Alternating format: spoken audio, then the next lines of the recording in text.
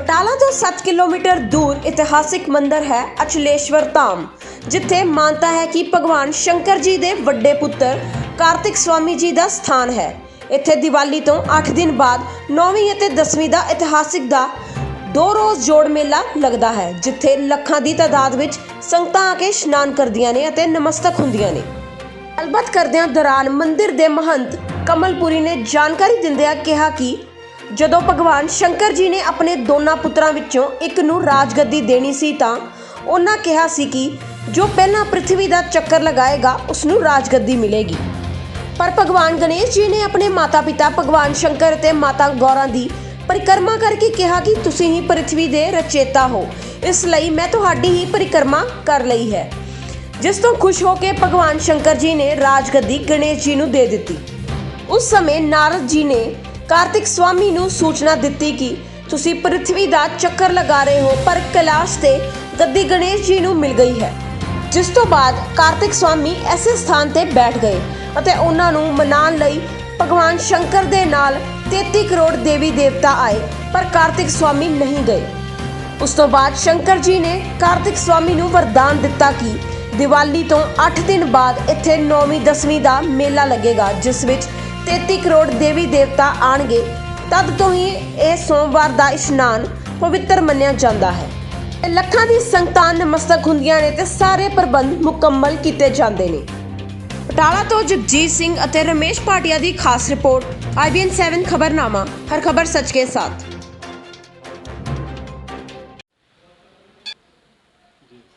जी, इस मंदिर का इतिहास की है और क्यों लगता है इतने 9वीं 10वीं का मेला?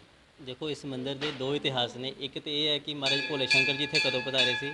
एक इतिहास है कि महाराज कार्तिक स्वामी जी इतने कदों पधारे थे। भोले शंकर जी वाली स्टोरी वो इस तरह है कि सतयुग के वेले जो तारकासुर नाम का राक्षस होया, भोले शंकर जी की तपस्या की, भोले शंकर जी को वरदान मंगया तो भोले शंकर जी ने उन्होंने वरदान दे विच ये कह दिता कि तेनों 5 मुख का कोई भी नहीं मार सकेगा, जो भी मारेगा वो एटलीस्ट 6 मुख होणगे। तारकासुर इस गल तो बड़ा खुश होया कि मैनू मारन वाला तो हुण इस पृथ्वी के उपर कोई है ही नहीं। तो उसने देवी देवतियां जो भी वो रस्ते में आया उन्हें सारिਆਂ ਨੂੰ तंग परेशान करना शुरू कर दिता कि हुण तो मैनू कोई भी नहीं मार सकता। जो इंद्र के सिंहासन वाल गया तो इंद्र महाराज ने युद्ध करने की तैयारी की, पर उन्होंने हरा ना सके। वो विष्णु जी के चरणों में गए, विष्णु जी ने भी वो युद्ध किया, पर उन्होंने पता लग गया कि इन्होंने तो भोले शंकर जी का वरदान प्राप्त है तो इन्होंने मारना असंभव ही है। तो सारे देवी देवतियों ने युक्ति बनाई कि जे भोले शंकर जी राजा हिमाचल की लड़की गौरा के नाल विआह करने लई मन जान तो इन्हों का जोड़ा पहला पुत्र पैदा होएगा वो कार्तिक महाराज जी 6 मुख वाले होणगे, वही इहदा वध कर सकेगा। तो इस तरह ही सारे देवी देवते भोले शंकर जी के कोल गए तो महाराज के अगे प्रार्थना की कि प्रभु तुसीं विआह दे लई मन जाओ, तुहाडा विआह होएगा तो जो तुहाडा पुत्र पैदा होएगा 6 मुख वाला होएगा। भोले शंकर जी बड़े दयालु सी, भोले सी, तो उन्होंने कहा ठीक है इस तरह ही होएगा, तुसीं राजा हिमाचल नाल गल करो। राजा हिमाचल जी नाल गल की गई तो वो भी बड़े धर्मी सी, तो उन्होंने भी इस शादी लई हाँ कर दी। जिस दिन शादी का दिन आया भोले शंकर जी एक छोटे बच्चे का रूप बना के तो विआह दे लई चल पे।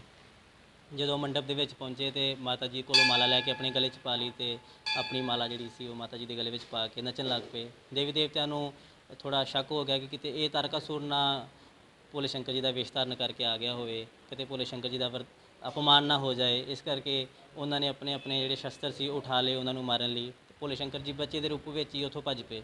भजते भजते उन्होंने संध्या हो गई, एक जंगल में पहुँचे तो उन्होंने अपनी जी देह से वो शिला के रूप में परिवर्तित कर दी, जिन्होंने अज आप शिवलिंग के रूप में जानते हैं। तो जो देवी देवते मगर भजते भजते इतने पहुँचे तो उन्होंने देखा कि शिला के रूप में अपने आप में केवल भगवान भोले शंकर ही परिवर्तित कर सकते हैं। तो उन्होंने सारे देवी देवतियों ने इस सरोवर खोदया, भोले शंकर जी को माफ़ी मंगी, मैया गंगा मैया को याद किया, गंगा मैया प्रकट हो स्नान किया, स्तुति की भोले शंकर जी की, महाराज के कोलों माफ़ी मंगी। तो उस तो बाद इतों दोबारा फिर भोले शंकर जी के विआह की जंग चली सी। विआह होया, फिर उस तो बाद कार्तिक महाराज जी उत्पन्न होए तो महाराज उदों केवल 6 दिन दे सी जदों उन्होंने तारकासुर का वध कर दिता। ये स्टोरी वो सी, कहानी वो सी, इतिहास वो सी जो महाराज भोले शंकर जी इत्थे किस तरह पधारे सी। इस तो इलावा उस तो बाद जो युग पलटिया त्रेता युग के विच महाराज भोले शंकर जी ने अपने दोनों पुत्रां नूं बुला के कहा जो पहले पृथ्वी की प्रदक्षिणा करके आएगा उन्होंने राजगद्दी दी जाएगी। तो कार्तिक महाराज जी मोर की सवारी करते सी ते गणपति जी चूहे की सवारी करते सी। गणपति जी को पता सी कि मैं हार जावांगा, पर बुद्धि के कारक ने, बुद्धि के देवता ने, उन्होंने अपने माता पिता की प्रदक्षिणा करके ही कहता कि मैं तो पृथ्वी की प्रदक्षिणा कर रहा हाँ, क्योंकि पृथ्वी की ਰਚਨਾ ਤੁਸੀਂ ਸਵੈਮ ਹੀ ਕੀਤੀ ਹੈ, ਪ੍ਰਿਥਵੀ ਦੀ ਪ੍ਰਦਕਸ਼ਨਾ ਕਰ ਲਈ ਤੇ ਤੁਹਾਡੀ ਕਰ ਲਈ ਇੱਕ ਹੀ ਗੱਲ ਹੈ। ਇਹ ਗੱਲ ਸੁਣ ਕੇ ਭੋਲੇ ਸ਼ੰਕਰ ਜੀ ਪ੍ਰਸੰਨ ਹੋ ਗਏ ਤੇ ਉਹਨਾਂ ਨੂੰ ਰਾਜਗਤੀ ਦੇਤੀ। ਉਸ ਮੌਕੇ ਕਾਰਤਿਕ ਮਹਾਰਾਜ ਜੀ ਭੋਲੇ ਸ਼ੰਕਰ ਜੀ ਦਾ ਸਰੂਪ ਦੇਖ ਕੇ ਇੱਥੇ ਰੁਕੇ ਸੀ ਤੇ ਨਾਰਦ ਜੀ ਨੇ ਆ ਕੇ ਉਹਨਾਂ ਨੂੰ ਦੱਸਿਆ ਕਿ ਜੋ ਰਾਜਗਤੀ ਹੈ ਉਹ ਤੇ ਇਸ ਤਰ੍ਹਾਂ ਗਣਪਤੀ ਜੀ ਨੂੰ ਮਿਲ ਗਈ ਹੈ। ਮਹਾਰਾਜ ਕਾਰਤਿਕ ਜੀ ਇਸ ਗੱਲ ਤੋਂ ਰੁਸ਼ਟ ਹੋ ਗਏ ਕਿ ਮੇਰੇ ਨਾਲ ਤੇ ਧੋਖਾ ਹੋਇਆ, ਪ੍ਰਤੀਸਪਰਧਾ ਤੇ ਇਸ ਤਰ੍ਹਾਂ ਨਹੀਂ ਸੀ। ਉਹ ਤੇ ਇਹ ਸੀ ਕਿ ਜੋ ਪਹਿਲੇ ਪ੍ਰਿਥਵੀ ਦੀ ਪ੍ਰਦਕਸ਼ਨਾ ਕਰੇਗਾ ਉਹਨੂੰ ਰਾਜਗਤੀ ਦਿੱਤੀ ਜਾਏਗੀ। ਮਹਾਰਾਜ ਨੇ ਕਹਿਤਾ ਕਿ ਮੈਂ ਅੱਜ ਤੋਂ ਬਾਅਦ ਇੱਥੇ ਹੀ ਰਵਾਂਗਾ, ਅਚਲੇਸ਼ਵਰ ਵਿੱਚ ਹੀ ਅਚਲ ਹੋ ਕੇ ਰਵਾਂਗਾ, ਇੱਥੋਂ ਬਾਹਰ ਨਹੀਂ ਜਾਵਾਂਗਾ। ਉਸ ਤੋਂ ਬਾਅਦ 33 ਕੋਟੀ ਦੇਵੀ ਦੇਵਤਾ ਮਹਾਰਾਜ ਭੋਲੇ ਸ਼ੰਕਰ ਜੀ ਸਾਰੇ ਉਹਨਾਂ ਨੂੰ ਮਨਾਉਣ ਲਈ ਇੱਥੇ ਆਏ, ਪਰ ਮਹਾਰਾਜ ਨੇ ਜਾਣ ਤੋਂ ਮਨਾ ਕਰਤਾ। ਉਹਨਾਂ ਨੇ ਕਿਹਾ ਕਿ ਮੈਂ ਇੱਥੇ ਹੀ ਰਵਾਂਗਾ। ਫਿਰ ਉਸ ਤੋਂ ਬਾਅਦ ਮਾਤਾ ਜੀ ਨੇ ਕਿਹਾ ਕਿ ਇੱਕ ਬੇਟੇ ਨੂੰ ਰਾਜਗੱਦੀ ਦਿੱਤੀ ਗਈ ਹੈ, ਦੂਸਰੇ ਨੂੰ ਵੀ ਕੁਛ ਨਾ ਕੁਛ ਅਧਿਕਾਰ ਜ਼ਰੂਰ ਦੇਣਾ ਚਾਹੀਦਾ।